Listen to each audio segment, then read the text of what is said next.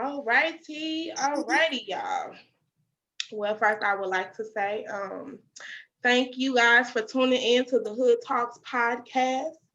I also want to thank these lovely ladies for being here with me and discussing OMG, that birth. We're talking doulas, we're talking birthing, and we're talking motherhood. And it's all going to kind of be centered around my own experiences with all of those. I do want to also give you guys the opportunity to introduce yourselves, to tell us who you are, about your businesses, because you ladies hold many hats, including motherhood. These some great, awesome mothers. But go ahead, whoever wants to go first, just give us a brief bio about you and your business. Go ahead, Kim. Okay, well, hello. Thank you for having me on the OMG that birth portion. I'm like super proud of you, Shavana. It's like I'm super excited to, just be able to kind of talk with you and be a part of this. And we've been a part of a huge journey. But my name is Candace Ward, and I am a private practice lactation consultant for Sweetest Nectar LLC, and a full spectrum doula with a focus on African American traditions of healing and nourishment during the postpartum period. I'm a contracted postpartum doula for Jama'a Birth Village and the board chair of the St. Louis Doulas of Color Collective, which is a collective of dope doulas providing care to low-income families at a sliding scale here in St. Louis and parts of the Illinois side. So, hi everybody. My name is Joy Anakagu. I'm a licensed professional counselor, and I'm also a full spectrum doula. I have my own private practice, mental health private practice called Ngozi Counseling LLC. So, I work with a large range of populations and presenting concerns, but my specialty is maternal health, like postpartum depression, anxiety, psychosis. So that's my niche. I love working with moms. I'm also a doula. And so anytime I have the opportunity to work with moms in that fashion, I love that as well. I'm also contracted with Jama'a. I am their mental health counselor as well. And so I work with moms with similar issues and concerns, maternal health. And yeah, that's a little bit about me.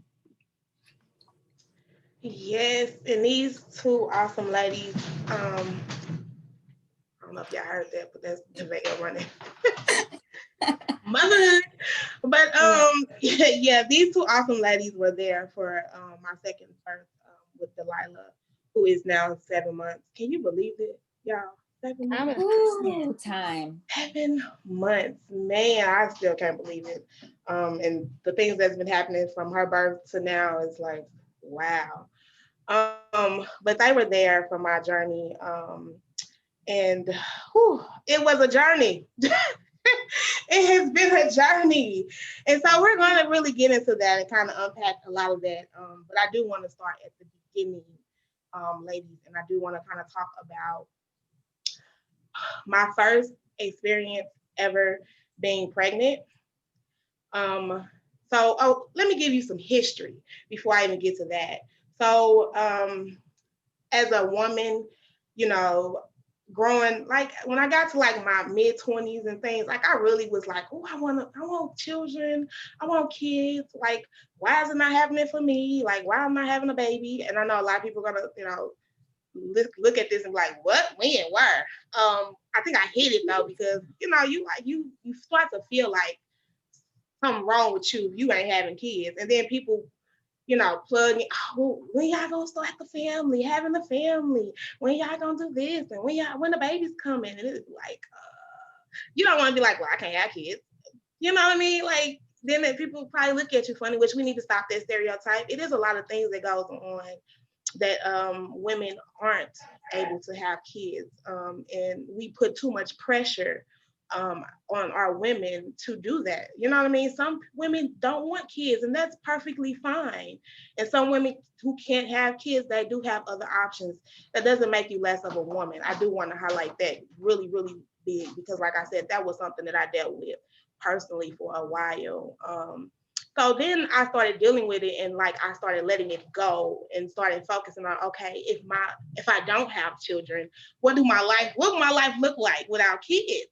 And I mean, I started focusing on going out of town, my credit and building up, things, and just everything outside of children. I just focused on my own personal health, losing weight and all of that. And so then comes me not focusing on having children. And then comes the pregnancy. And so what happened with my first pregnancy ever, it actually ended up being in a miscarriage. So I was only 7 weeks, but to me, it still hurt as much as anybody, maybe even going full term. No, I didn't know if my baby was a boy or girl. I didn't know any of that, but it still was. I knew I was pregnant, and it was to the extent to where they were even saying that it could be a tubal pregnancy, and that I would have to have an abortion. And I didn't want to do that for my own personal views. That's me. But I didn't want to do that, and I had to pray that I didn't have to make that decision. And I thank God that I didn't have to make that decision. I ended up having the miscarriage. It still hurts to this day, but I am glad that I didn't have to do the abortion part of it. But I forgot to say and highlight that I also dealt with PCOS, polycystic ovarian syndrome. I want to make sure I said that right, y'all. And I know a lot of women deal with that.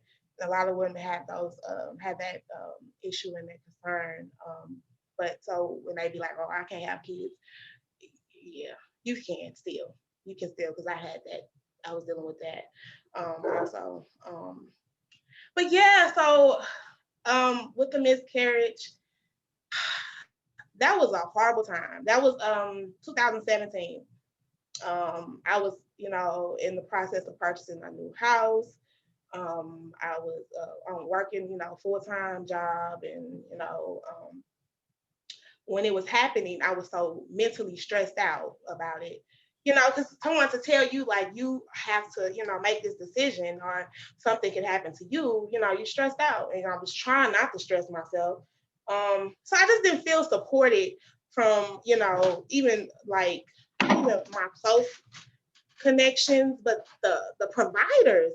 I felt like they were just rude about it, like the job, how dealing with trying to be off work, because trying to work and you telling me that I have to try to choose if I'm going to have to abort my baby or my health, and I have to try to fight you guys to get off FMLA, going through that process. Like it was a lot. It was definitely a lot, and I feel like as a woman, it's sad that we have to go through those things, especially in a time where we aren't at our best. And it's like just put your strong head on and roll with the punches. But sometimes it's not that easy. It's not. So it definitely was a lot for me during that time. Like I said, I hated. I hated not being able to do. Look, I'm sorry, y'all. It's okay. It's fine. Man, because even now it still affects me. Because I mean, people probably like, "Oh, girl, that's how many years ago?" But it still affects people. Like I said, I wanted for years to have a baby, and then to finally find out I was having a baby, and the baby wasn't gonna make it. It was hard. Yeah, I mean, definitely. I mean, that's grief and loss of a child for a mother. And it's gonna impact you. It's gonna impact you forever. It's just that over time, um, as you adjust to that new normal, it gets a little better, but it's still present, right? Yes, it Yeah. is still present. It definitely is. And it's a hard. Oh, it's hard. I said I did not want to cry on this show. And look, I'm like 10 minutes in, not even 10. Not even 10 minutes. You have to speak your story. So people need to hear this and you need to get it out. So it's okay. Yeah. So yes, like I said, I really still haven't gotten over it. I don't know if I ever will. And there's no pressure for me to get over it. But I didn't also have time to mourn the loss because I ended up craziness, but I ended up pregnant again. Like literally, I went to the hospital. I want to say maybe a month later, and I went in for blood clot issues because I deal with blood clots. And so I went in, and they ended up testing me again, and the doctor was like, "Hey, your levels are high. You're pregnant." And I was like, "Oh no, I just lost a baby, so I'm probably coming down." And he's like, "No, they're higher. I looked at your records. They're higher than the last one. You're pregnant again." And I was like, "What?"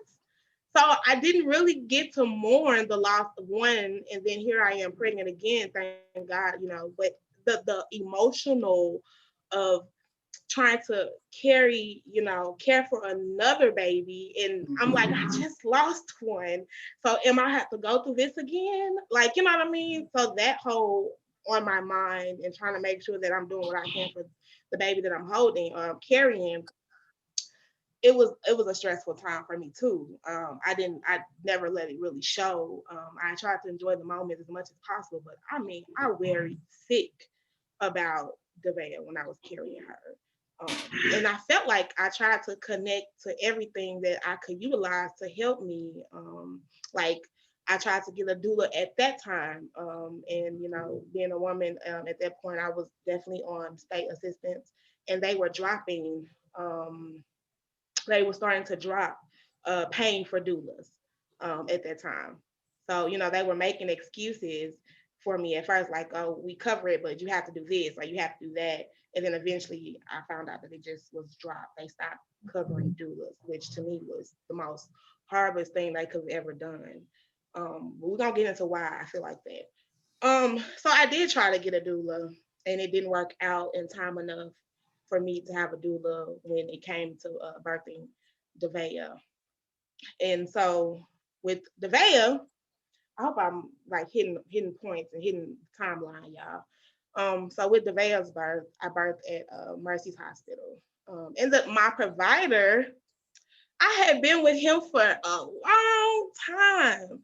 So I just could never connect how when I became pregnant, how I felt with him. It's like I was seeing you for this long amount of time before I was pregnant, and we were all good. And then, here come me now pregnant, and like you even know what I was going through and how I wanted to get pregnant. Oh, and let me go back to that because this is the most insensitive thing you can say to a woman who just lost a child. This coming from the provider.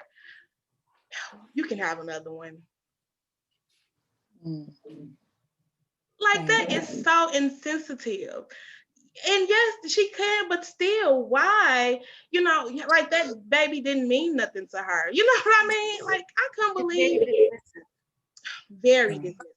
Like, so I definitely wanted to highlight that. Like, don't say that. Like, there's more things that you can say. Or if you don't have nothing that you can say, quiet is fine. Yeah.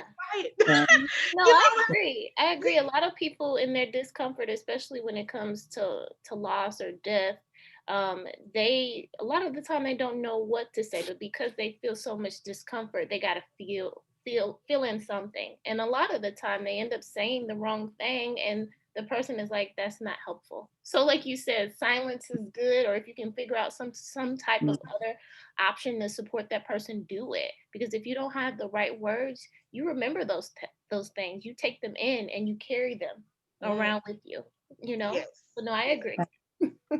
Right. And I think that a huge part of, which is a real problem with even how our healthcare system is set up. And like you said, you're going to highlight really the difference of having a doula and having a different type of support system. But the fact that we are aware that these things happen, and we're aware that, with infant mortality, that we see 3 to 4 times, there's a greater chance that those babies are dying, at a higher rate than their white counterparts. So to not even have any type of structure or support system where we're having conversations with families that there's a possibility that you may not leave this hospital with your baby. So to not even have a postpartum plan, to not have any type of, mental health services set up so that we can support families if something like that were to happen, that also shows a broader issue with our system of care.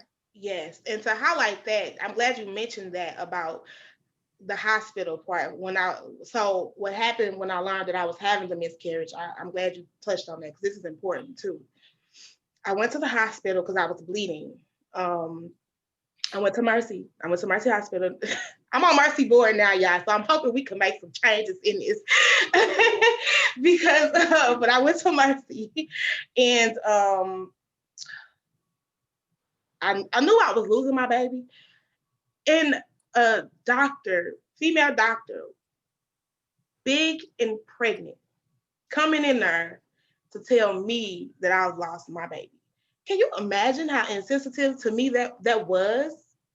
Like, I get you the doctor, but you see me, as this Black woman sitting here, and you see that I'm losing my child and you're carrying yours. I mean, you should have to be like, hey, can you take this case and go in there and explain to her that she's losing her baby? Because, you know what I mean? That is just, it was just so insensitive. And I mean, it's just like, yeah, honey, yeah, you're losing your baby. I'm so sorry. But you big and pregnant walking out of here with yours. It just was, I couldn't, I was like, man, dang. Like, you couldn't think to say, like, okay, this might make her feel some type of way because she's pregnant and I'm telling her she's losing her baby. If it was me, I would have been like, hey, can somebody else do this? Because I couldn't imagine doing that. I agree. A lot of the providers are very cold. Like, there's no they don't really tap into that empathy part. Like, you would think that they would, because they're servicing the community, they're servicing all sorts of people, that you would tap in and really be observant about that. It's more of like lights and clockwork. I gotta come in and do X, Y, and Z, and then I gotta leave and do this, that, and the other. There's no like humanistic or rapport when it comes to like working with patients, and that is essential. That's what I make sure I do with all of my hats or roles that I play, is that the relationship is key. I'm providing you a service. Customer service is important. Yes. And I mean, I understand that she's human and she was pregnant and she couldn't help that. But at the same time, I just feel like it could have been a different way of doing it, point blank period. It really could have. So, right, that stuck with me. Seeing this lady sitting up here in my face, super pregnant, and yeah, I'm sorry, y'all. Okay. Yeah. So, but to continue on, I found out I was pregnant with the Vea. Tried to get the doula support, didn't have it, didn't get to do it. And the birth. Whew, Lord, the birth. I went in, y'all, and if y'all as women, and it's your first baby, you all excited, like, I want this, that, and all of the above. I'm gonna do this, I'm gonna do that. Like, you have all of this whole thing mapped out of how your experience is gonna go. And it's when you hit that bed, it's reality that it don't always go that way, or it's not gonna go that way. And so I think the difference with having you guys as a doula from that particular aspect was that you were able to be like, hey, now, what's the backup? Because this is not gonna always be, it's not gonna go like you want it to go. So what's the backup? What's the backup plan? If that doesn't work out, what do you want to do next? Or how do you want to handle this? So I love that part about having a doula who can help support you in the time of, like, it's, prepping for your birth, and being there to support you when it doesn't go the way you want it to go. So it definitely didn't go like I thought it was gonna go. I wanted an all natural birth. I thought it was gonna be like on TV where you have the little boy, your mate's spouse sitting there, holding your head, and you just, and you come out all cute, and the baby just like, oh, it's so cute. I was naive. I ain't gonna even stunt. I was naive. I'm like, he gonna be sitting there rubbing my back and got me off. I'm just gonna be sitting there breathing, and everything is gonna be okay. No, it did not go like that. It didn't go like that, y'all. It did not. It was a fully medicated birth. I had to be induced. They induced me at 37 weeks with Devea. And I mean, even being induced, I went in like I didn't want an epidural. I'm not gonna have it. I'm not doing it. I'm not. And for the beginning of the process, I went all the way to about midnight. I went in at 8, checked in and stuff. 10 o'clock, they started the procedure of that started with the what is the pill called, y'all? Help me out, doulas. The Cytotec. They started me with Cytotec, and then they moved from Cytotec to a balloon, or a Foley cap, I think is what it's called. I think that's what it's called. Don't call me on that, y'all. But so they started me on that. So over time, I was starting to labor and stuff like that. But that about 10 o'clock that night, they was like, okay, it's not progressing fast enough as we thought it should, or it should be going, and we just want to make sure that she gets out in a I guess a good time frame or whatever. But other than that, I didn't hear a reason why they wanted to do Pitocin. I didn't think it would be. I didn't think it was necessary looking back on it. But when you don't know, you just like putting it in the doctor's hands and letting the doctors, take full. Go ahead, you're the doctor. You should know, right? In which we as Black women sometimes we don't feel like we can speak up because we don't know a lot. And so that's why I would say definitely educate yourself. First time mom, second time mom, whatever. If you're pregnant and you're having children, and educate yourself on what's going on, and be aware of your rights as a patient. If you're birthing in the hospital, or even if you're birthing at home, whatever, just be aware of your options. That's the best thing that I can give, information that I can give you, or advice to any moms out there. But yeah, so about 10 o'clock, 11 o'clock that night, he's like, they like, yeah, we're gonna go ahead and give you Pitocin. And I'm like, oh, I'm already contracting. I'm feeling the contractions. I'm dealing with them, and so I'm like, okay, I guess this is what he needs to do. So I want my baby here. So do whatever you gotta do. They come in, they give me the Pitocin. OMG. That Pitocin is like, I ain't trying to scare people either on who the baby. Look, I don't want to scare you, but this is my experience. They say Pitocin is different for everybody, so this is my experience. I don't want y'all to get scared, but that Pitocin was hell. Man, I mean, that was the worst pain ever. And I felt natural contractions because I did it with Delilah, but that Pitocin was really hell, and I was already exhausted. And so I ended up tapping out and going ahead and doing the epidural. But one thing that came or like stuck with me was the lady that came in to do it. She was like, "You been here this long without one? Girl, what you been waiting on?" And I'm like, in my mind thinking like, what you mean? And so then I also was like, well, I thought you had to wait a certain amount of time before you could get it. And so she's like, no, no, I'm like, you come through the door. I was like, oh, okay. I did not even know that. Like, you walking in the door asking for, but whoever, that's your preference, that's fine. But I always thought that you had to wait till you were dilated at a certain time. But I don't know. Do y'all ever hear about that, or do y'all know like how that is going, or is that's just it right now that we just popping needles in your back when you get to the door?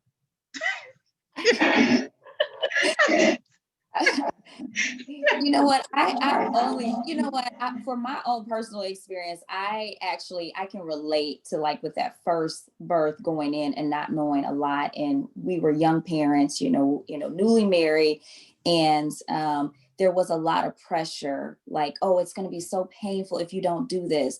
Or these things, they put a lot of fear, like, oh, if you, you need to consider this because, and so it was just all of these reasons why they needed to give me all of these interventions, when I came through the doors. But, ultimately, and which I, did later on, I could have had my son without having any of those interventions, but it was a lot of fear and it was a lot of not knowing. And I think even just relating to your story, like how you started off, you're like, you're just happy that you've been able to carry this baby because you've experienced something traumatic that has not been addressed. Yes. The mental aspect and the physical aspect of what you experienced with your first pregnancy has never been addressed. And then you get into the situation and you're trying not to question, right. Because you're looking like, these are the professionals and I don't want to, you feel like you don't want to tip too much and mess things up because you're just so grateful to even be in that moment to where you're having this baby. But it is important for us to have that education ahead of time. And, just even looking at the difference, between,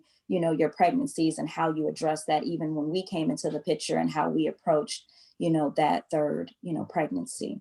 Yeah, it definitely was. I think that, like you said, that had a lot to do with it too. It was like, well, I just lost one. I ain't trying to lose another one. Do whatever y'all can to save my baby, and I'm gonna just sit here and shut up. You know what I mean? Like, I'm just gonna let y'all do it, not ask questions or nothing.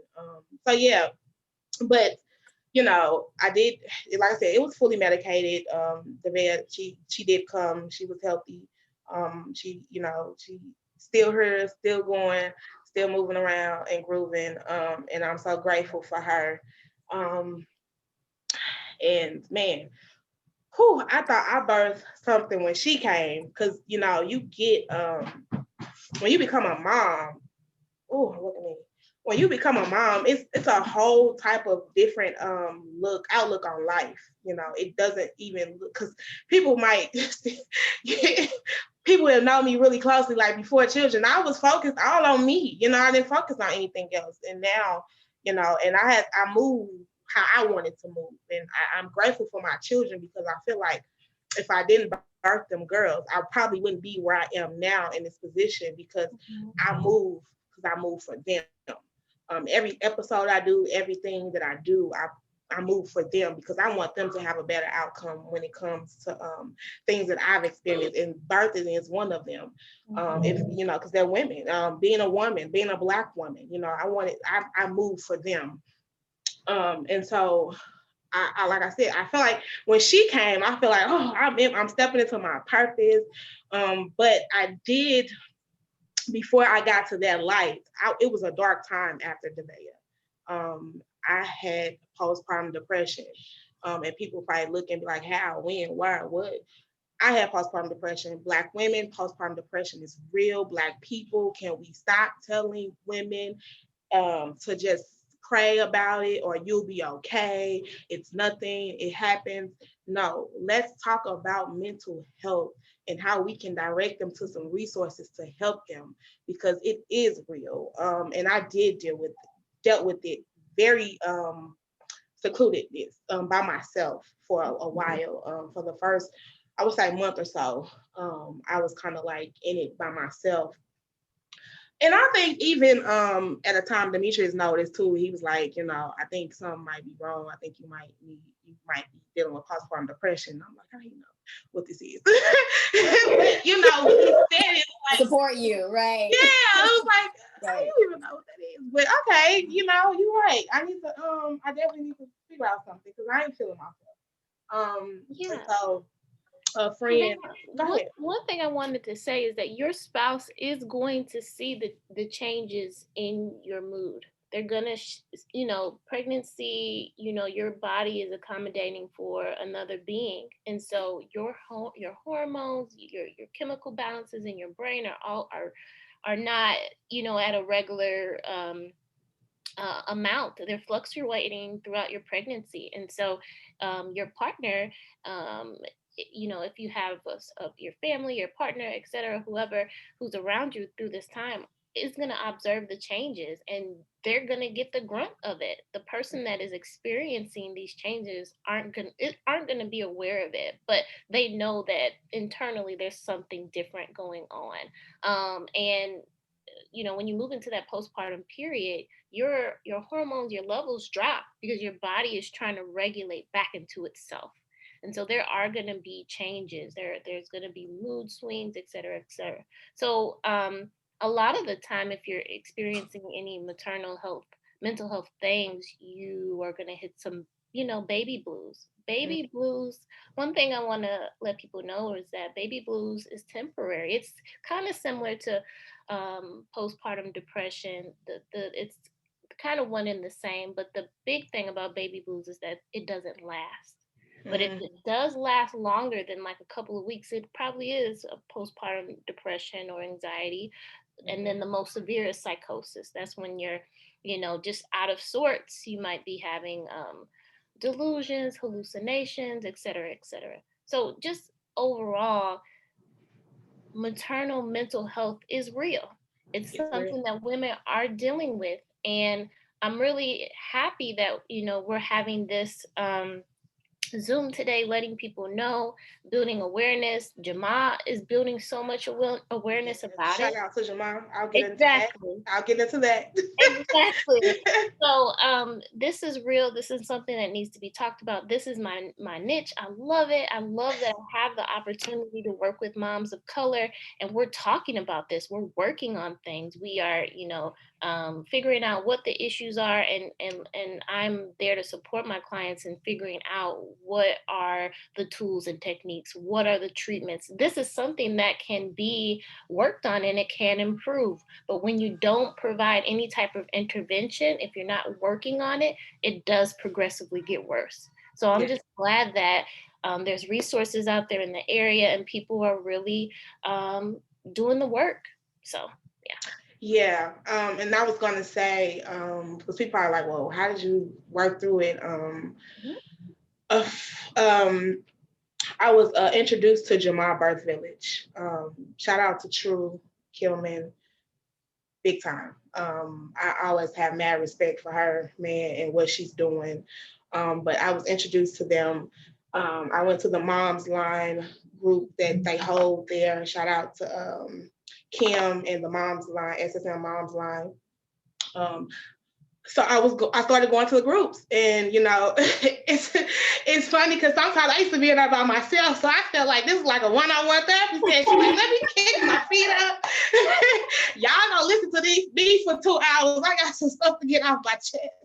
But man, and so then meeting other moms in that group and being around other moms that were, either dealing with the problem of having to advocate for their pregnancy, or just being in a mom situation, or even relationship. But we all got to sit there and just talk about motherhood, period, in our life and what we were experiencing and getting it off our chest. And people were never judgmental, Then so being around True and her knowledge, and then I started to be like, wait a minute, this ain't right. Like, some of the stuff that, I went through in my birth, this is not right. What the hell?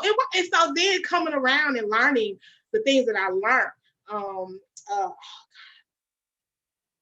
I want to shout out this documentary, The Business of Being Born. Man, if y'all could watch that changed my whole aspect on everything. But if you can watch that documentary, I think it's on YouTube possibly, but check that out. So I watched that, and then, like I said, being around True and learning from Jama Birth Village, I was like, this is not right. Black women deserve better. And so my advocacy started. And so I became like, I'm loud and proud. I'm telling my story. Y'all probably saw me. I did the little segment with Jamal on the news station. So I'm telling this wasn't right. I didn't feel right. It shouldn't have been done. And I want to save other people from it being done to them. And so that's when the advocating started. And then I was introduced to Flourish. Shout out to Flourish. Y'all know Black Babies Matter, Flourish. I'm on the leaders cabinet, and we are recruiting. I will post that information for the new cohort. They're going to start a new cohort, and we're having an event. I want to say February 6th, to like an open house kind of event. So I definitely will post that on the site, so you guys can have access to that. If you think this is something that you want to advocate for, get down the avenue. But shout out to Flourish. Without them, they helped push my advocacy to a whole nother level. I can't even get into all of the details, but I mean, it was like Jamar introduced me, and Flourish came and got me, and just like, okay, there you go, you got you, and they done pushed me out there. And so I appreciate both of them and all of them who I am speaking of, because they are in part of the journey of Savannah and advocacy. But so right, in the last, and so on and so forth, throughout the rest of Devaya's life, and well, not the rest of her life, but you know, the time frame before having another child, I just spent my time like focusing on being a better mother, making sure my mental health was healthy.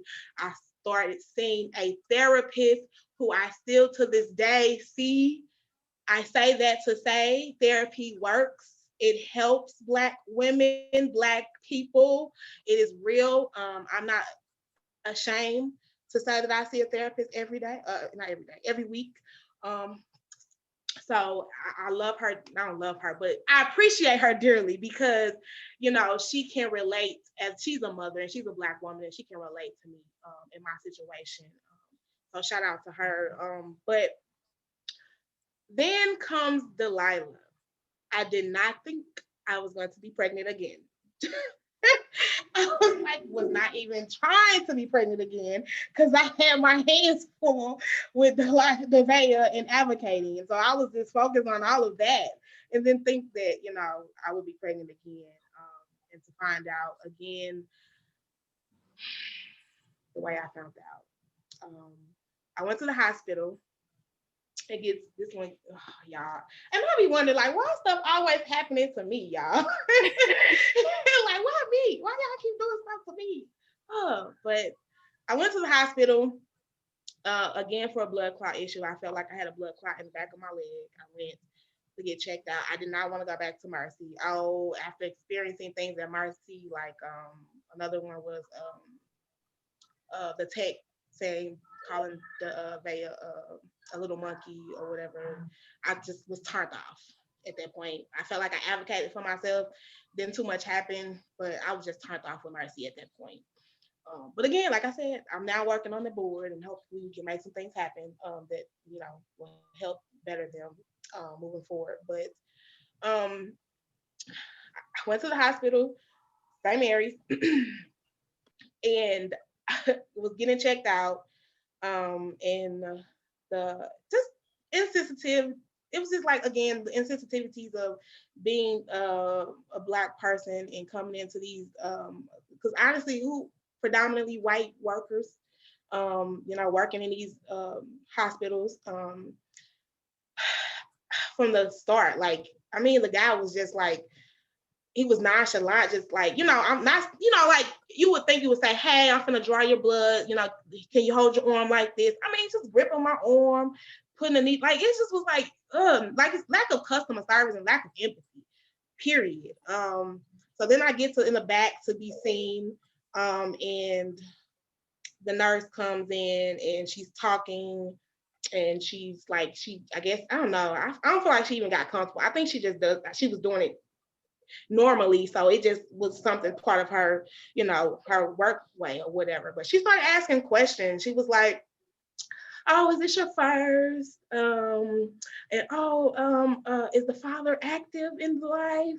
And so me being who I am, you know, I was playing the devil advocate. I'm like, this is my second. No, he's not. And oh my God, honey, what are you guys doing to yourselves, you young ladies? Like, why do you keep doing this? And I was like, excuse me?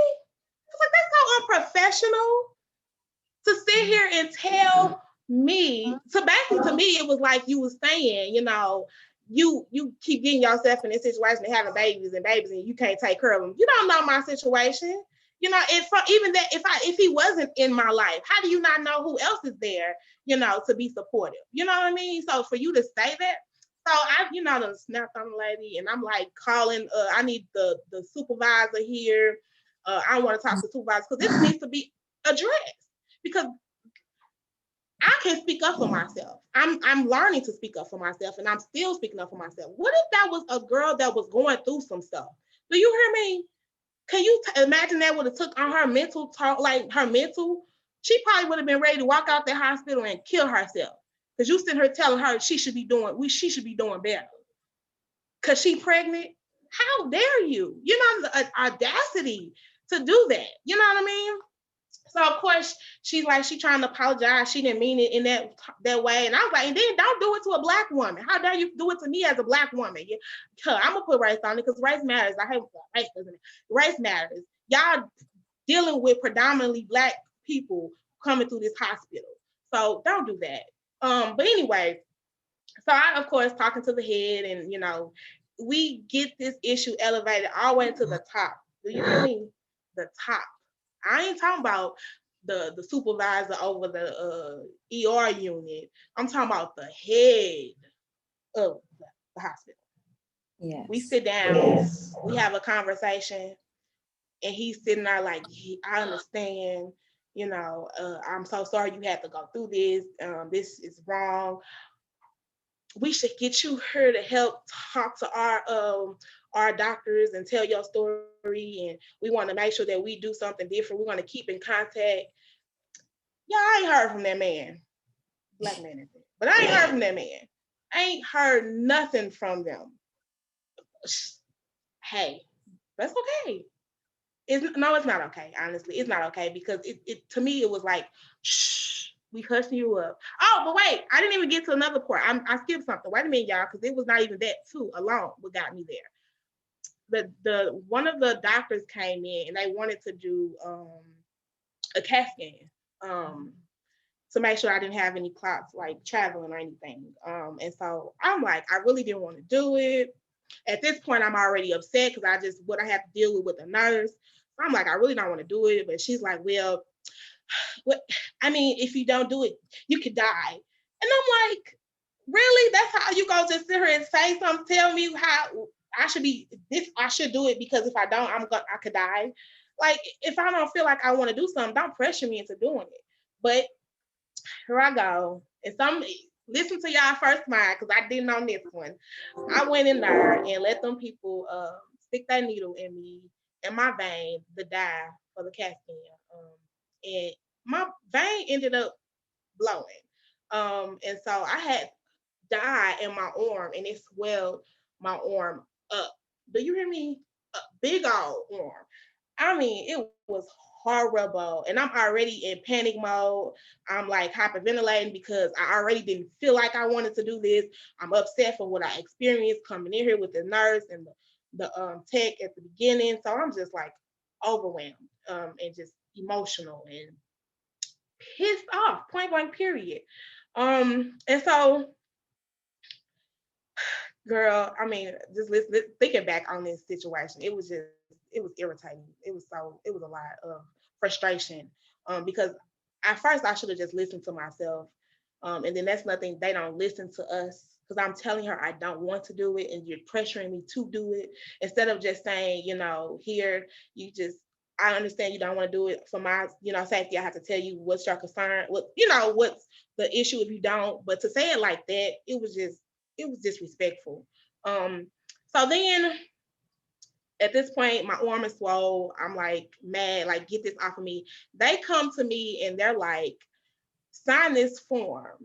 They didn't even have me sign permission to get the scan done before.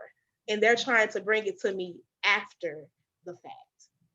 Do y'all hear me? After the fact. Arm big and swole, and you try to tell me to sign some form. So that's another thing. You didn't even slow down to do your job correctly. You're just going and going and going and going. And so when I say we sat with the head and you listen to this, but you didn't do any back work like you said you were going to do, how harmful is that? But I also want to plug that how many different hospitals y'all heard me talking about, right? Like that's another thing. So it's not just one specific hospital. That's when we go into this is a system situation. This is across the board. So we need to do something all across the board to make sure that these things aren't happening because they are. And like I said, I've switched hospitals. You know what I mean? I ain't staying at one hospital if I feel like you're not doing proper care. I'm going to switch. But if I'm going to different hospitals and experiencing different things like this, something is wrong across the board. So we have to do better. And that's another reason why I'm a big advocate. But so, of course, that happened. I dealt with that through the beginning of Delilah's pregnancy. And then, of course, I got connected, you know, even though we were already kind of connected, you guys, but because Joy is also part of the cabinet. I know Candace from through Jamal. So we were already kind of connected, but I was like, even me being certified doula, I was like, y'all, I need doulas. I'm not going into this pregnancy without doulas. I need me some doulas. And I want both doulas. I want a birth doula and a postpartum doula. And listen to me when I say this, y'all, it definitely makes a difference. Both doulas. Doulas are a wide range of different avenues. And I will get on that in a video or an upcoming show called All Things Doulas. But yeah, so I'm like, I'm going in, I'm gonna do that. And whew, I got, you know, we connected. Joy, I was like, Joy, you're gonna be my doula. Let's go, let's go, let's go, let's go. I was like, let's get it. I'm ready. And then, of course, guess what hit? COVID, pandemic. A whole pandemic. So again, when I say I had it all in my mind again, like I got my doula, we finna be in there, I'm gonna be on my birthday ball, I'm gonna be blowing, and it's gonna be all good. Yes. And I think, like, I would say, like, with us, like, just was really interesting was that was the first time that Joy and I were like collaborating to work together to like really create a full like circle of care for you, because we knew just from talking, you know, with you and what your situation was prior, and really trying to create a plan where you felt supported and really educated. We knew you were, you know, we know you're part of this, you know, birth world as well. So you are, and you're an advocate, and it's really unfortunate that all those things happen to you, but it's not uncommon. And that's really the sad, you know, thing about our situation, that we're having these conversations is not uncommon. There's people that are going to be listening and they're like, that is my story. That's what I experienced when I went through the healthcare, you know, system. So, you know, just knowing that, you know, we were coming in and saying that we want to make sure that we support you, not just because of our profession, but because it was like, you're part of our village. Like you know, we know each other. We're trying to make sure that we support you in a different way. And then, like you said, of course, you know, COVID happened, but what that did was make us have to kind of pivot and do things differently and say, okay, what does support look like after something major like a pandemic? How do we still support our families? What things are changed, and what are some ways that we can look into what we provide, and also the community to tap into whatever resources, so we can make sure you come away with a different experience. And as you explained, you know, it's interesting that COVID was not even a factor or issue with your prior, you know, births. And even though we had to change up some things, there's really some differences in how you were able to go through with this, you know, pregnancy and with this birth. And just, you know, and even just watching you and just seeing you come alive as we're going into that, it just melts my heart knowing that I got an opportunity, you know, to be a part of this, you know, journey as well, because doulas get chosen to work with a person. We are humbled. We are put in the role to walk along that journey with you. So, you know, it's just really an honor just to be looking at you and seeing just how far you've come. Exactly. Well, I do appreciate you guys. I'm sorry, Joy, what you say? Oh no, I was just saying I totally agree. You know, when you reached out to me, I was kind of surprised because, you know, I was still, you know, like I had my previous births and things like that. And when you had reached out, I was just like, oh, she's picking me. This is pretty awesome. And I was really excited, you know, to be in person with you. But then once things changed, I'm like, I still want her to get the you know, the best care that I can possibly give her, and be a support to her, and make her feel like, even though we're shifting to, virtual services, she still feels connected. We're still building a rapport. We're still working on the things that she wants to work on in order to make this birth successful. So I was so driven and so just like, this is really important to me because I wanted you to feel supported, just because, all the things that have happened before. And so I really wanted to make your care individualized and making sure that we're hitting everything that we need to in order for you to feel at ease. Because I think this pregnancy, you were seeking peace and you just Yes. wanted to be heard and listened to and respected. So I just like, Candace said, I'm so glad that you chose me because it was such an amazing, awesome experience for me, just being a new doula. So.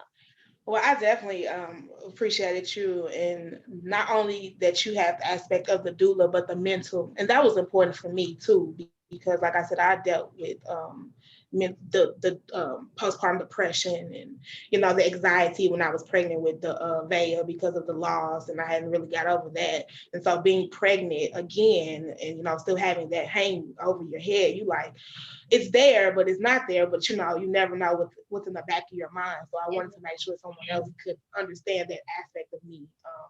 And you definitely feel those shoes. So I appreciate both of you guys. Both of you. It was times where like Candace and Misha would be like, she cooking? She cooking? Like, yeah. That postpartum part is different. It hit different. You getting fed, you getting loved on. You heard me. That's what. Let me tell y'all. Look, we finna stop baby showers. I don't know. We finna start doing like the food train thing that you did. For me was awesome. I didn't even know nothing about that. Candace, she plugged that on me for me. I mean, and supporting women by getting them doulas. If we can support them by paying for them some doula support, is it during birth or after birth? If you can't come and you got funds, pay a doula to come and help that mom. Like, we have to make that a normal situation. I really feel like, hopefully we can get this state to fund these doulas. Right, because that was one of your barriers as well. That was a barrier for you. That was one of my things as well. Yeah, so yeah. With the VEA, right. I couldn't get nobody to help me cover the expenses for the doula, so I ended up not having one. So going through that and being pregnant with Delilah and finding out that we had the COVID situation, and then that I could possibly only have one person at my birth, like that was Lord, was that a headache? And I'm like, no, y'all taking my doula.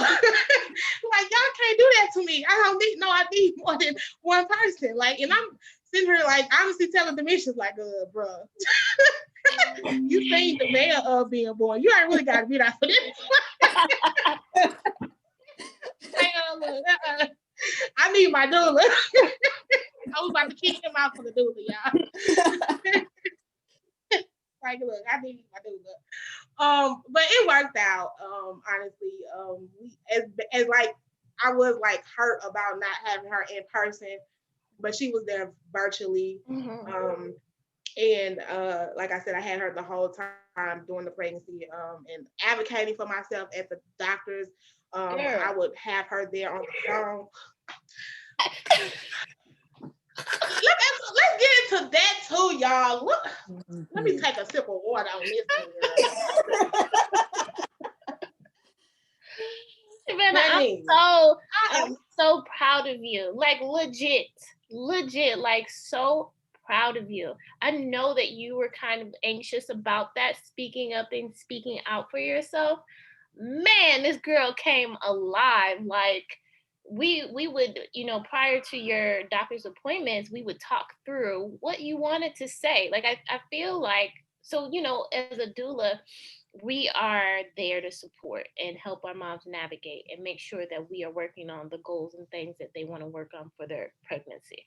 And one thing that you wanted to work on was advocacy for yourself, speaking up, speaking out for yourself, knowing your client rights. And I think a lot of Black moms don't want to speak up because, one, they don't know if they can. They don't know. They think if they say something, oh, I'm being the angry Black mom, or the staff is going to look at me some type of way, or they're going to judge me, or they're, not going to give me the proper care. These are the things that moms are thinking about when they go into their providers. Other moms aren't thinking about that. If they have a question, they just give it. And the professional or the provider is like, okay, let's talk about it. No. When moms of color come to see their provider, they should get the same care. And it's not my job to speak for my client. No, I'm going to teach my client to build those interpersonal skills so she can do it, so that she can build her confidence and use these skills after her pregnancy. So, Savannah, you came in there and did your thing. We did our modeling and our practicing, and this girl did her thing. Did it. Let that doctor know what's what. Girl. I mean, because the stereotype of period, or the things that they like to put on not only Black women, but I'm advocating for my plus size women too. They love to say things like, your baby's gonna be big, because I did deal with gestational diabetes.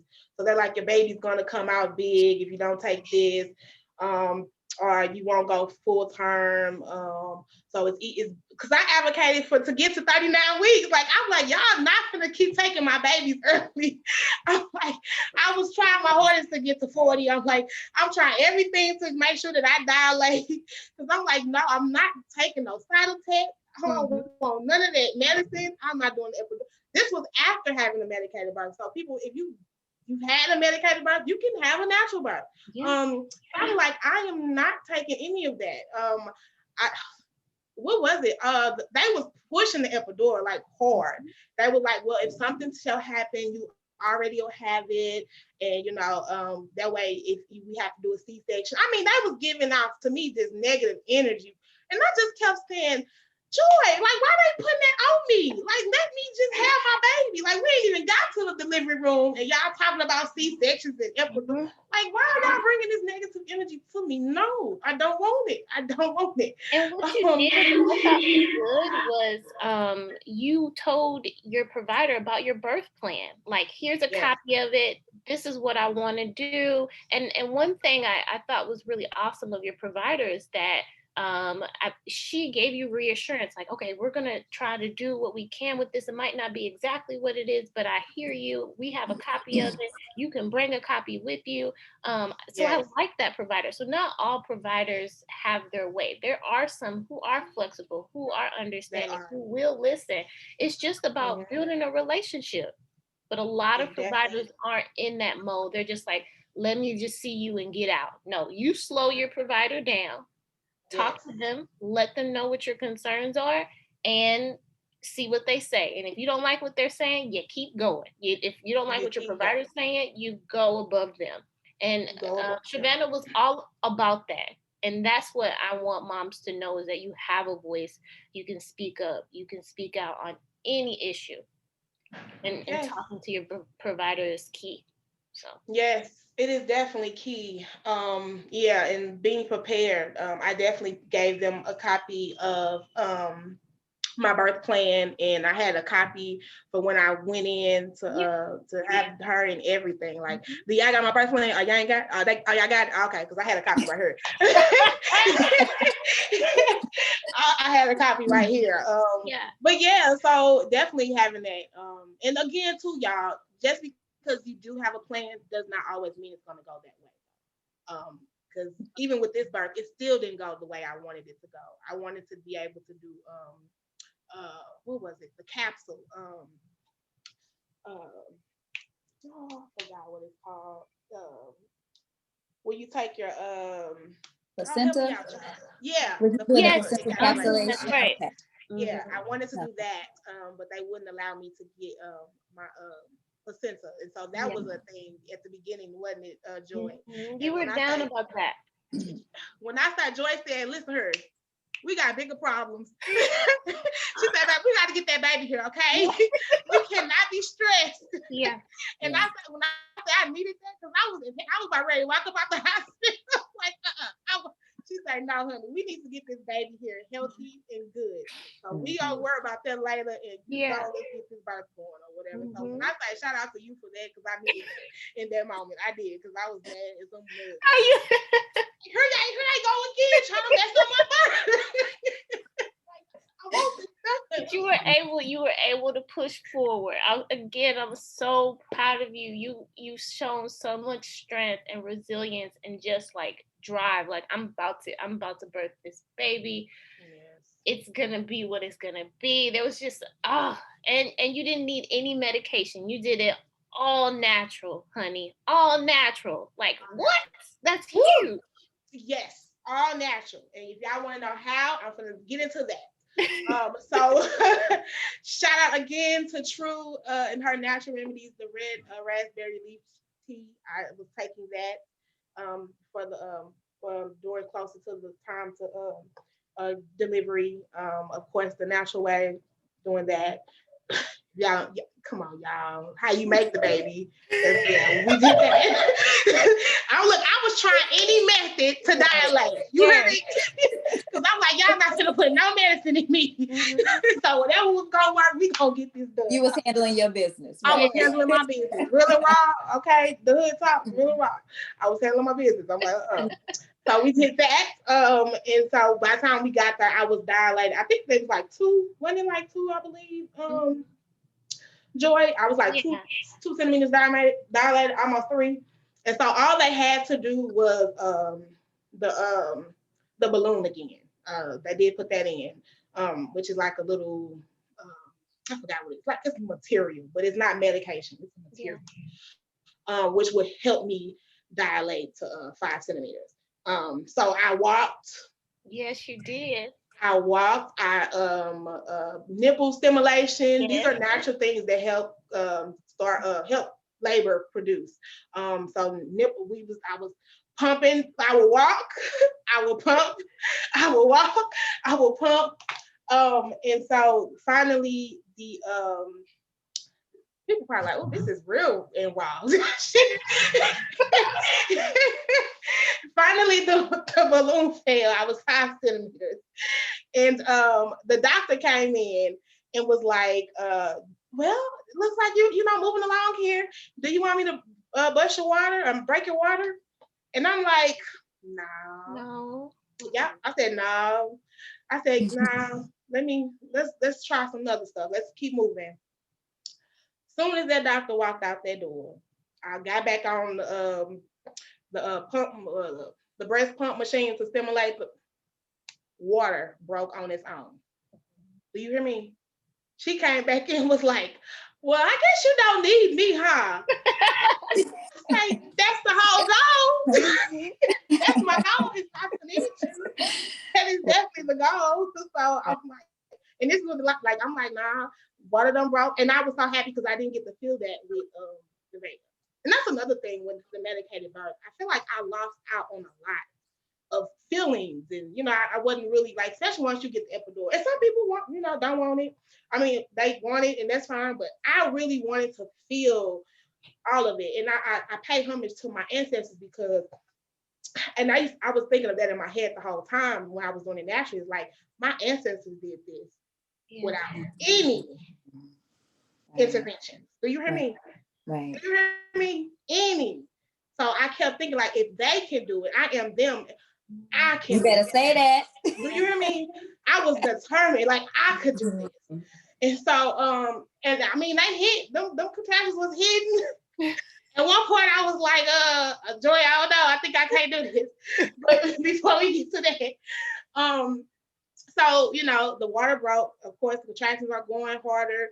They wanted me to lay in the bed, and I was determined not to. I was like, nope.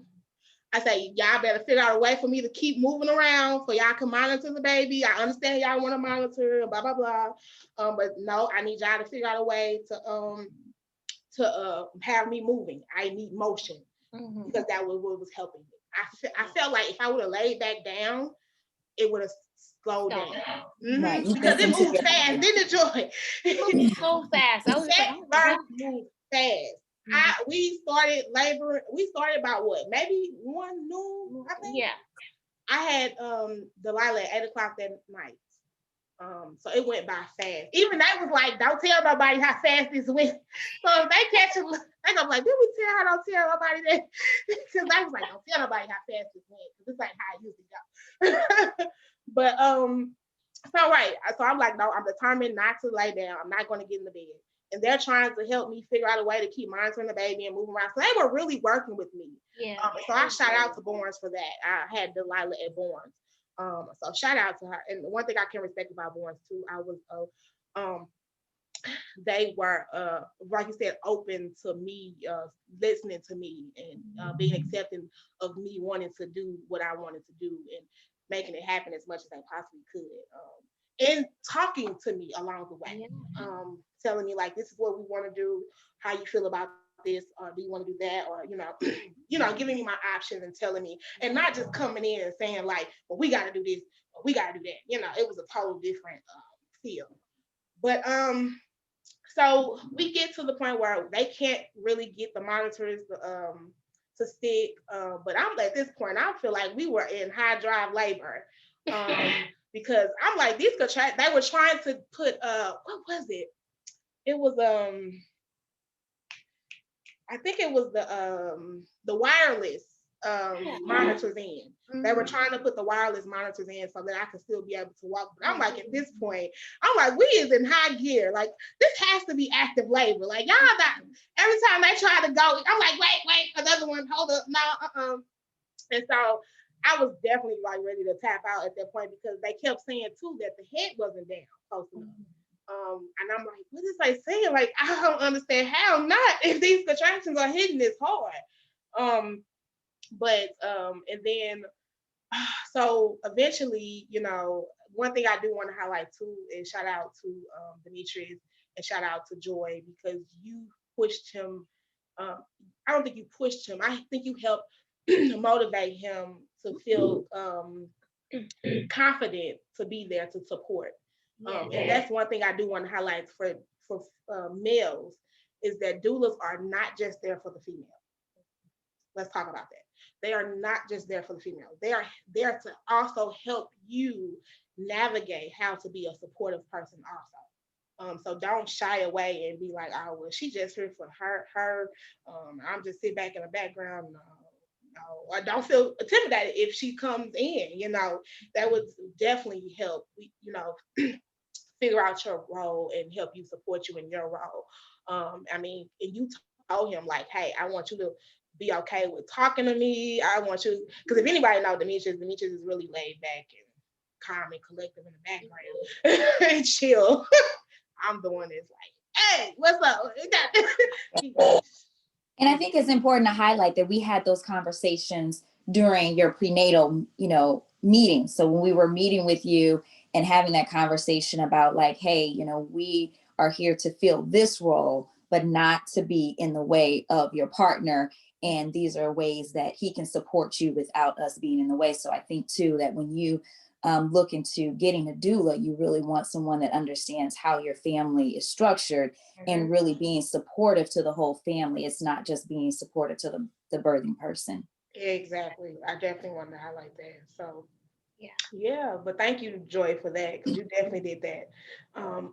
And so we birthing on, I don't know, did I miss anything, Joy, that you think we can highlight? Because I feel like, well, I know that didn't the team of residents come in and they kind of were present for the latter part of the birth, and they were just like talking to you and like saying to you like, hey, this is so awesome that you had a doula present and it was virtual and you guys were working together, and they were in awe of it because I guess they had never seen it.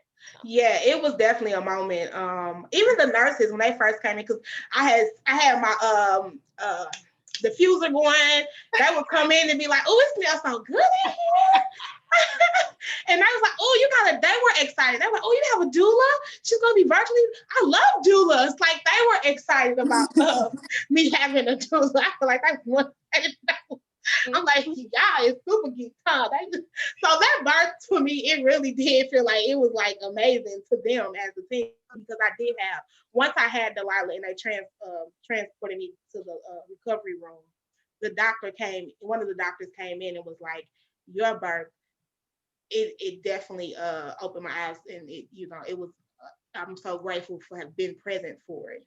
And I say that because, again, you guys, they thought that, I'm a heavy set plus size woman.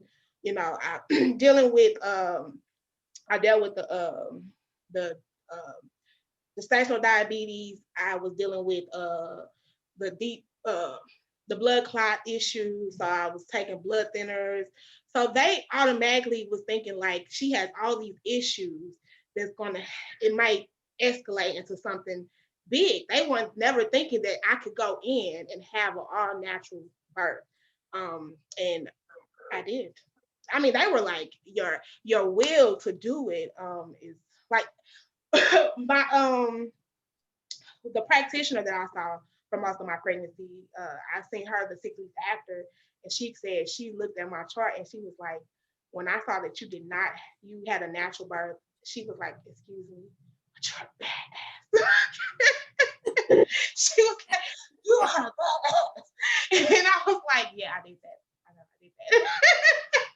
But yeah, so they had a whole, in which, I mean, I get that they're professionals and that they have to think about the worst case scenario or whatever, and they want to be prepared for the worst. But I think it goes back to when you said, like, Joy, they need to sometimes take a moment back and think of just the empathy and the human of it all too. And be like, okay, not everything is always going to have to be to the extreme. So we do have to sometimes come down a little bit, but it was an impactful birth for me. I think from them seeing it, experiencing it, and being in it, because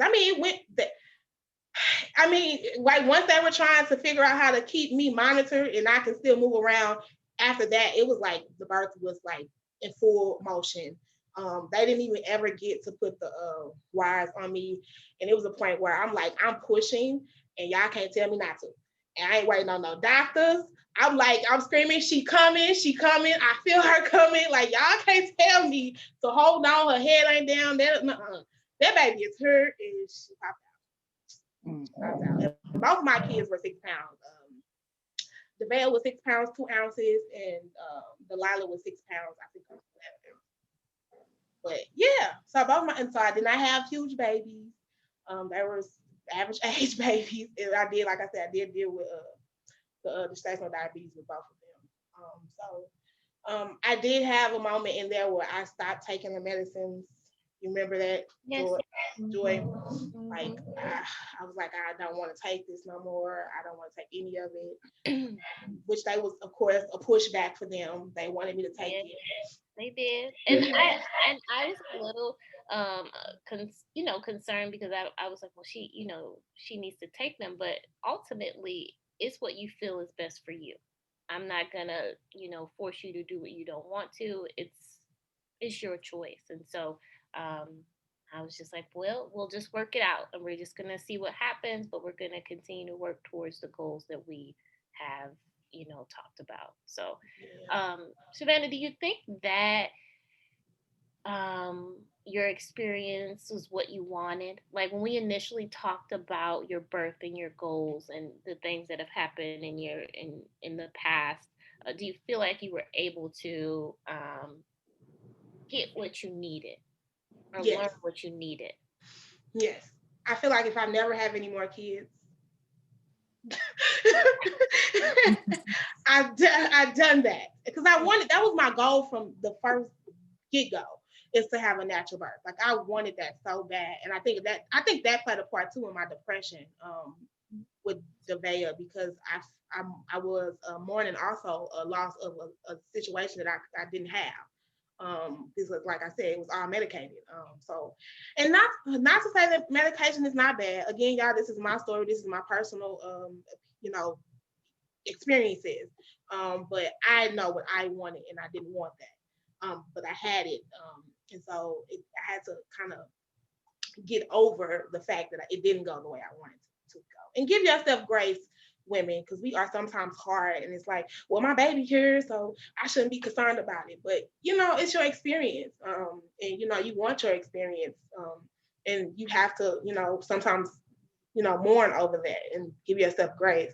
But I do definitely think the birth that I had with Nevaeh had an impact too with the postpartum depression, because to plug the difference, I had Delilah naturally, and of course I had support from both of you guys, and I'm still seeing my therapist.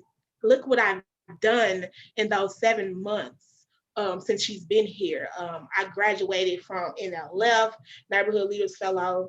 I graduated from NLA, Neighborhood Leadership Academy. I've started this podcast. I've been on boards and commissions, like doing all of that in the same sense of motherhood, which I do want to get on that too, because that is not an easy hat.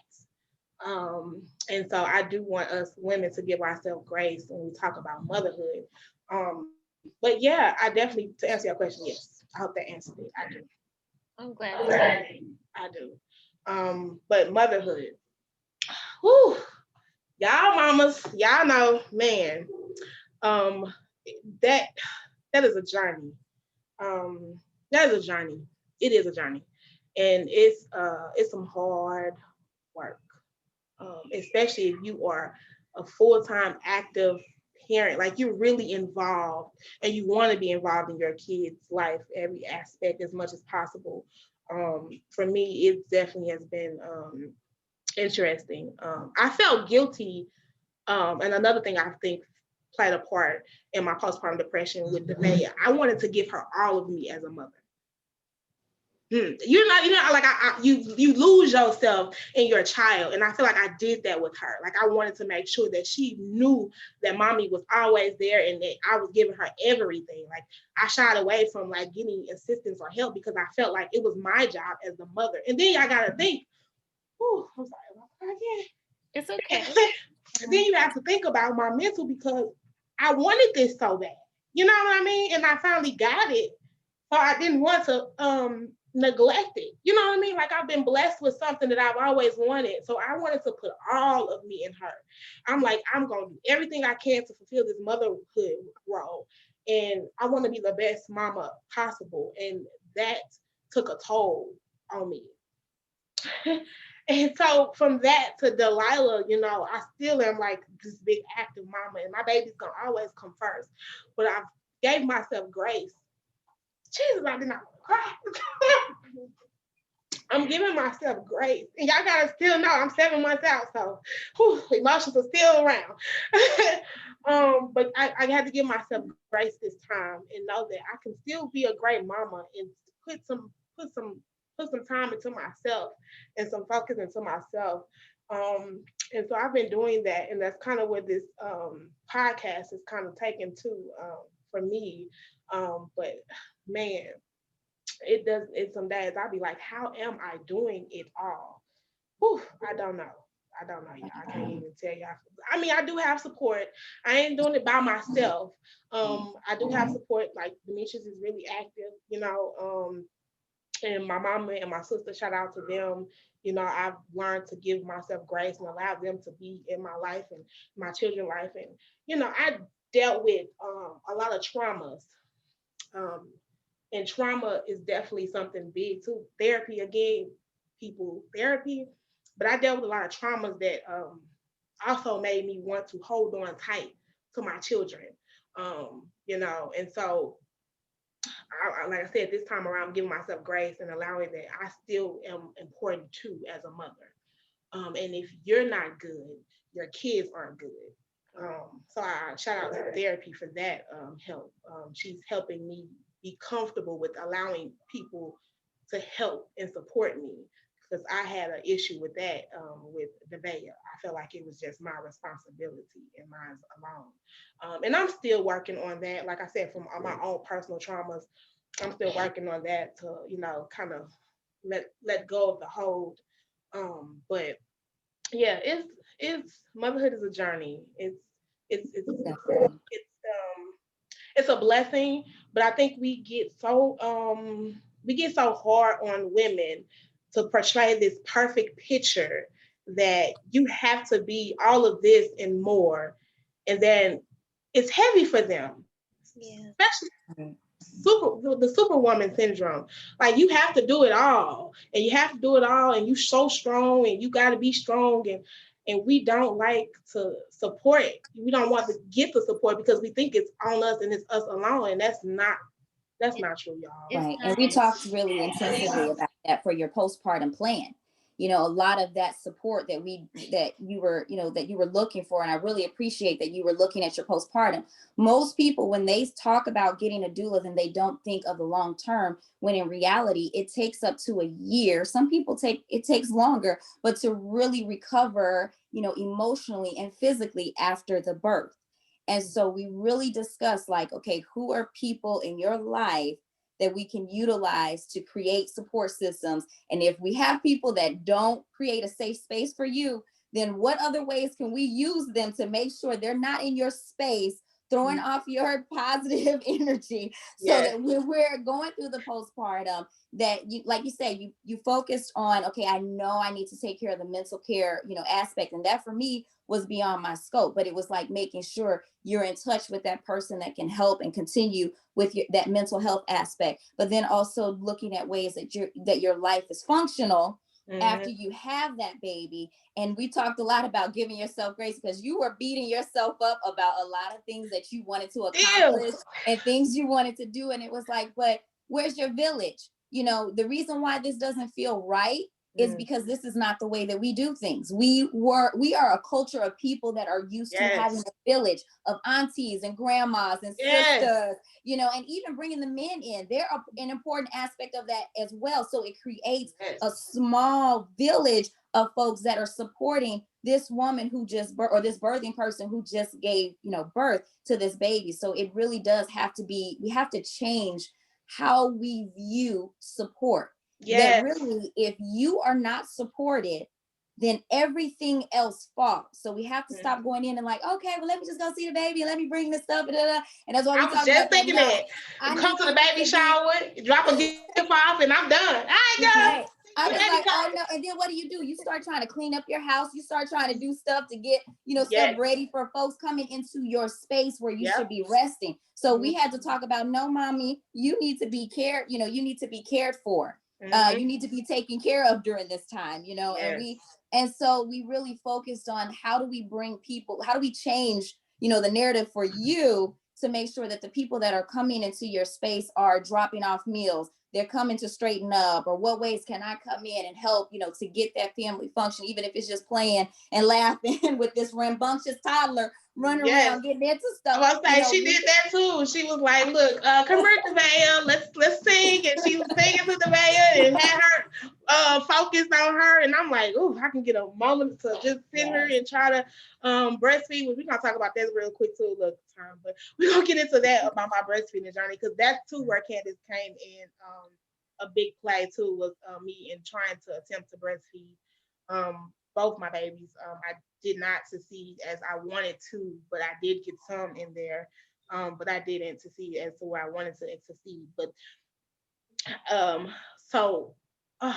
look, y'all, we had to unpacking this is a lot, ain't it? Yeah, for me, it's a lot. I know people probably watching this like, whoo, I didn't know it's gonna get like this, but this is it's like I said, it's definitely been a journey. It's been a journey between birthing Devea and Delilah and where I am now, and still because motherhood is never ending. And I think when you talk about the back end of talking about supporting people afterwards, like when we look at pregnancy, your end date. You like the baby gonna come soon and the pregnancy gonna be over. You know what I mean? But that motherhood role is forever. It's forever. It's forever. Ongoing. No days off. No days off. No. Even when they ain't with you, you still think about it. Because I had that moment. I'd be like, the kids are gone or they're gone, and what do I do with myself? I'm thinking about her. I'm calling my mama. What's she doing? She okay? What they doing? They okay? So you still. We get so involved with them because they are like the center of your life, and everything else builds off of them. You know what I'm saying? And so, they take up so much of our time because they're so important to us. And then like when like you said, at some point we kind of get that sense of like, oh gosh, we've kind of lost ourselves. And so I'm so glad to hear that you have, kind of got back into you.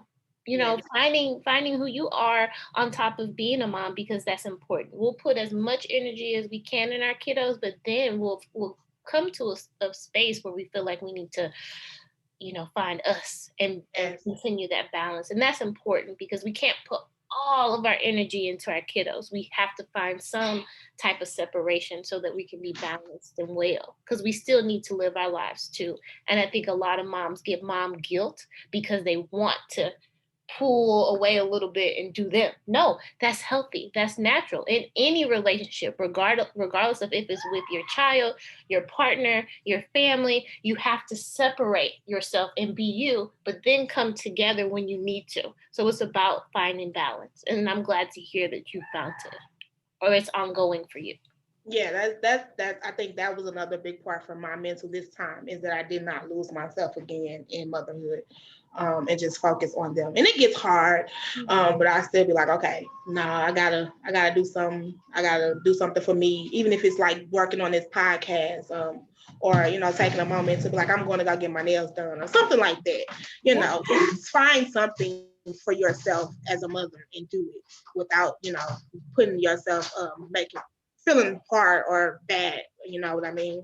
I don't think we highlight that enough either. Like I said, when we talk about motherhood, it's just like, oh, well, you're this good mother. You're gonna sit here, and every day ain't gonna be a good day. You know what I mean? I just feel like we put so much pressure on ourselves to be like, oh, well, they ain't eating this right, or I ain't did this today, or the house is this, and like so that was my mindset.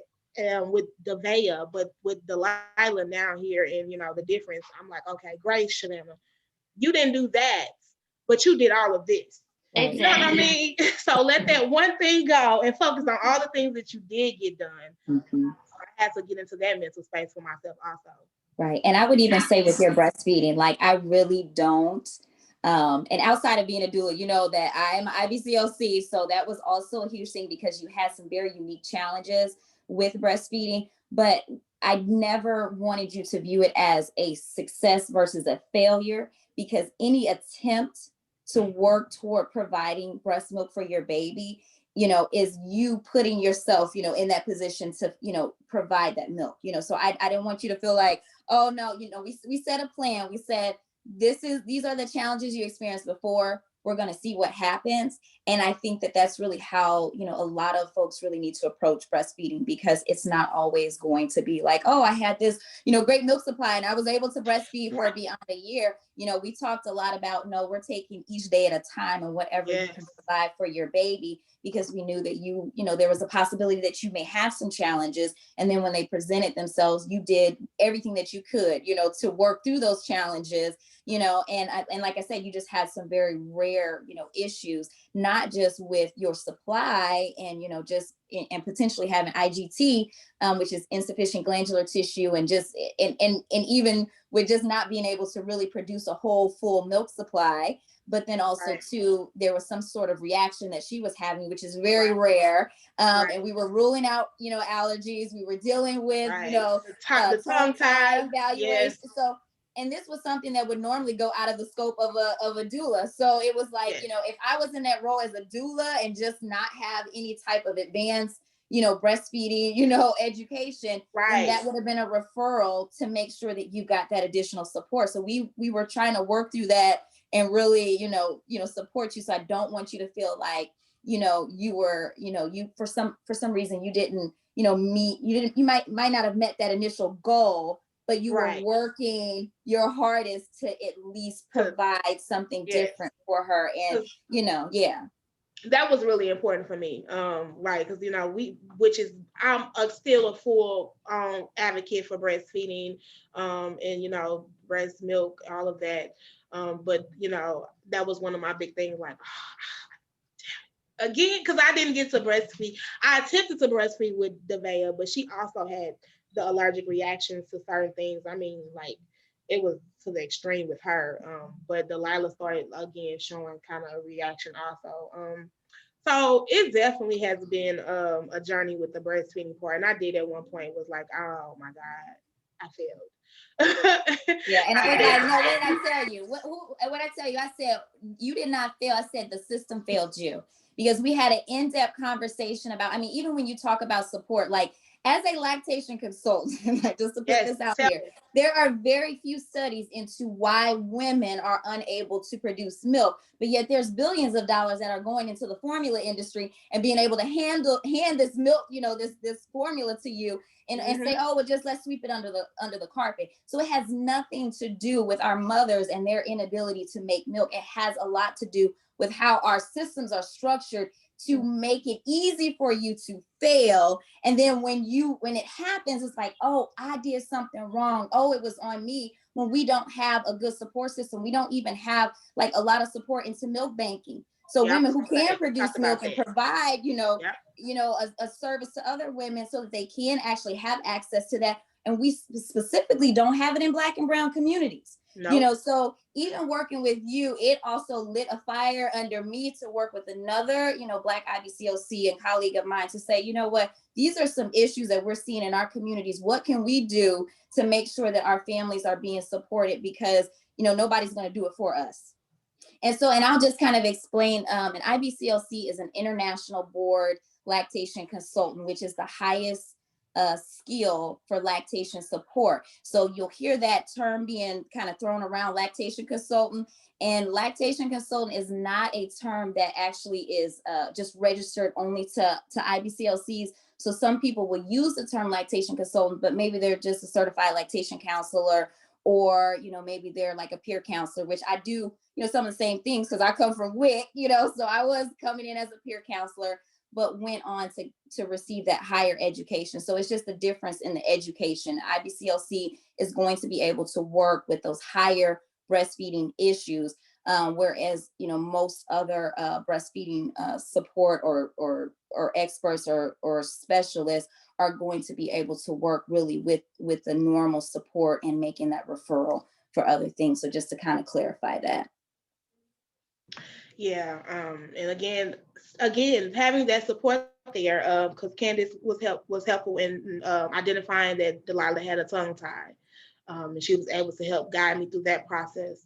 And so, the reason I wanted to do this show, and why I'm putting myself and my experience and story out there is because, like she said, we have to do something about the system, because these things is a system issue. And so in talking about it, explaining our experiences and being open about having these conversations is what's going to move this needle forward, or move the needle, period, so that we can make changes. And I ain't just talking about within the community, but policy changes to help, because we know that Black women are more likely to die in childbirth, 3 times more likely to die in childbirth than white women. And we know the health disparities that we're dealing with right now. And it's not solely just because of what they want to say, like the environment that women are living in or Black women are experiencing. It's because of racism, structural racism, point blank, period. We need to address those things, because if we don't, like I said, I'm doing this because I don't want my babies to birth in the same experiences that I had to birth. I want it to be different for them. It's gonna be different if I'm gonna be there anyway, but still, not gonna be there. For some, hopefully don't get to that. But if I'm not, I want them to be educated, and then I also want them to have it be some policy changes that's been made that it makes a difference for them. So y'all, did we unpack a lot? Did we get everything? I mean, it has been a lot, man. Yeah. I just appreciate your transparency, because I know that this has helped a lot of women, who were questioning and who may have been afraid to even, look into some of the things that happened to them, during their birth process. And I think that it helps to re-examine, it helps to open the conversation. So you said, oh, I'm going to cry. And I'm just like, I'm just so grateful that you're in the position that you are, because not only did you experience those things, but you put in so much work to make changes. Like, I'm constantly inspired by just how, your spirit is just driven to just make a difference for other women. And just, it also, I think, inspires, Joy and myself as well. Like, we're grateful to be in this position to continue to do this work. And we're inspired by women like you who are reclaiming their birth, you know, and reclaiming the postpartum and doing all these things to support our families. So, and our communities ultimately. So our communities, right? Y'all, one thing I do want to get back to is one thing you did say about how it used to be when we talk about community and supporting each other. You know what I mean? If we can get back to that, man, imagine this birthing world. You heard me? Yes. Yes, we start getting to know each other. Like let's get to know who our neighbors are and who's giving birth and what's going on, so we can support each other. You know? And build each other up. Like, I agree. Yes, we definitely have to change the narrative of how it is now. And like I said, the food train situation, how you did that, like I said, supporting moms by being able to provide them doula support if you can, lactation support. If you see a mama, she like, I'm struggling with breastfeeding, give her a resource to a lactation. Like, give yourself familiar with this. Mental health. If you see a woman that's struggling with mental health and she just had a baby, don't just, oh, you'll be okay, that's normal. No, honey, do you need to talk to somebody? Let's maybe I can connect you to somebody. Let's talk. Like, y'all, we have to support each other. And we can't keep just acting like this stuff is not happening and it's not real, especially in the Black community. Let's talk about that accountability right now. Let's stop that, because it is real and it is happening. And we need to help each other by addressing it. So if me being on her crying like a big old baby, and telling my story is going to help the next mama, I wanted to. I'm putting myself out there to do that, because I don't want anybody to experience what I experienced again. I don't. Well, anything else you ladies you got? Well, this was a heavy episode. I think I'm just glad that I had the opportunity to be on here with the both of you, and I was a part of your birthing story. It's definitely given me a lot of like confidence in myself to continue my doula services. And again, maternal health is my thing, and I love working with moms when it comes to their mental health. So again, it's about, awareness and getting the information out there. So again, thank you for letting me be a part of this. No problem. I'm grateful that you guys were a part of my journey. I thank you for all your support. I do want to shout out to all of the any elected officials that see this video who are in a position of power to make some changes happen, or even the hospitals, you workers, or if you see this video and you are around moms and you're working with moms, or you have power to make some policy changes, make some policy changes. Right. And if you don't know how, reach out. Right. I was about to say, connect yourself with somebody, that's making a change and trying to change the game, which again, shout out to Flourish. Miss Laura, I know you back there and you probably want to get on camera, but I just want you to talk about Flourish just a little bit and what you guys do and how people can connect with you if they want to move this, talk about making this movement. I know. Savannah, who I absolutely adore and love. And thanks. It's so wonderful to hear the story getting out there, because your story connects with so many people on so many levels. And we have to support each other in this work. So I just say that with the notion of what Flourish is doing, and through our Community Leaders Cabinet, which Savannah was just tearing it up. Like, she put her voice out there in ways that said, no, y'all really need to hear. This is what's really happening. And it is that voice that is guiding, that is directing where investments are made, how we look at policy change, how we're elevating our experiences, so that it's not just impacting us individually, it's impacting us collectively. And that's our story. Like, we have to elevate where change is needed.